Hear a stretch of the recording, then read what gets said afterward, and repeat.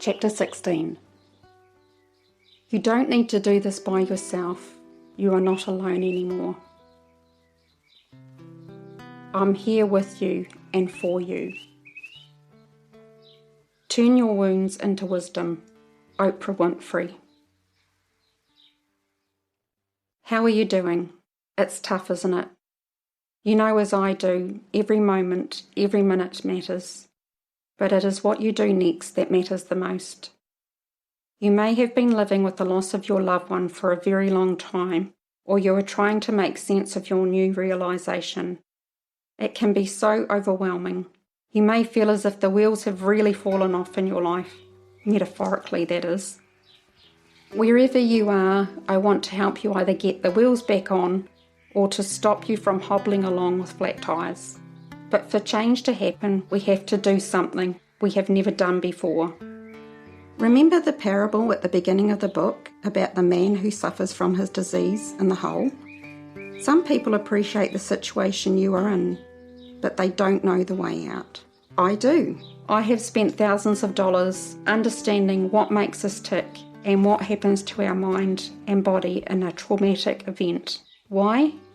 I did not want to spend the next few years of my life with a black cloud hanging over me. We are only educated on how to accomplish and acquire status or possessions. We are not taught how to be.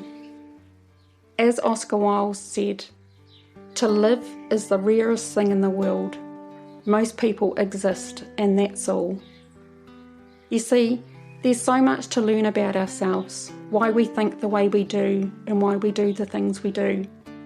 It is about bringing awareness to where you are right now, being honest with yourself about what you're going to do with the rest of your life. It's about healing and coming out of the trance of suffering. My goal is not only to help you reduce life's pain, but in the words of John Bradshaw, an American educator, author and counsellor who is now passed, described in his book Homecoming, and I quote, "The goal is to become a balanced, empowered, creative human being who doesn't have to hide behind my recovery, and I don't have to talk about how screwed up I am anymore." End of quote. I would like you to think of me as a friend who is also a teacher, coach and trainer. Trainer, because there are some new disciplines we need to learn to retrain our mind. Like anything new, it requires practice and patience. Remember, you only know what you know. If we want to understand ourselves, we need to understand our history, because otherwise the emotional scars of our past will follow us. I realised that I had less summers ahead of me than behind me, and I wanted my days to count. I wanted to feel free and alive. The lessons in part 2 of this book will change your perspective in life. If you are willing to explore, have an open mind and heart, you will learn something new. I even had my own aha moment when I was writing this book in the editing process. My publisher, Natasha Denman, told me this would happen. She was right.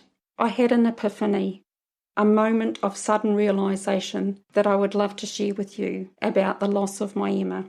It was, I am living for you, not dying because of you. I'm going to say that again. I am living for you, not dying because of you. You can have that mantra. A new mantra. I am living for you, not dying because of you. Are you ready to know the secret of how to get out of the hole? Today is a new day, a new chapter in your book of life. Are you ready to turn the page with me?